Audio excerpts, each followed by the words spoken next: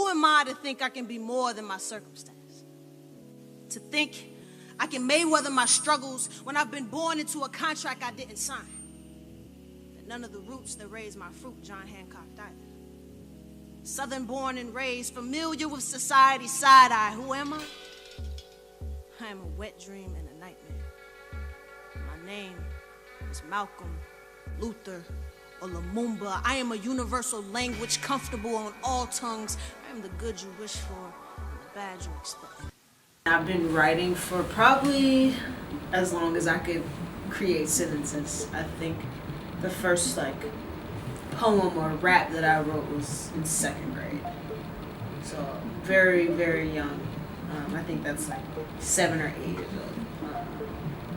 So about 16 years I've been writing. Not well for 16 years, but. To the ones who see a $5 bill as an order of fries and 2 McDoubles with cheese. I understand the dilemma when it comes to fueling your machine. The decision between full belly and empty arteries.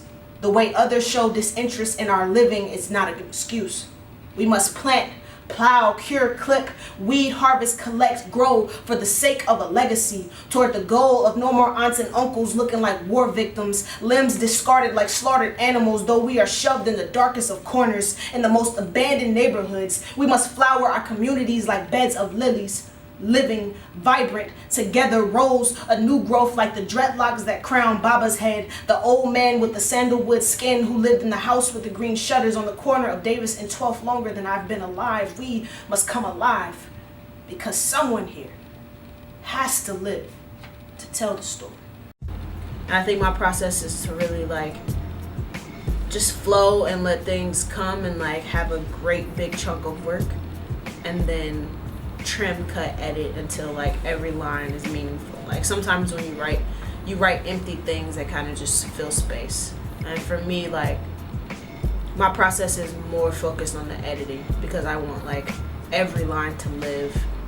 As far as how I got started writing, I think it was just a thing that I figured out I was interested in and kind of good at and wanted to explore, and then later kind of became an escape.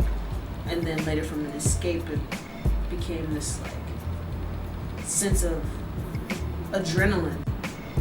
Being a person that kids can trust is super important, and how transformational creating that rapport really is. I've had kids that have not only grown in their writing, but just as communicators, being able to say no, or being able to say, I'm actually not okay. I don't want to lie and say, oh yeah, I'm doing fine when someone asks me how I'm doing. Just that ability to trust another person with your vulnerability is, I feel a really special connection that mentors and mentees have with this particular organization. Where I am right now is where I'm supposed to be. How dare I want to dream bigger than slave ships? That type of audacity is fear in the flesh. The more aware I am, the more dangerous I become. I am only one $5 bill decision away from addiction. One more racial slur away from giving up. One more door slammed shut on rejection's hinge from being a stereotype I choose to push forward.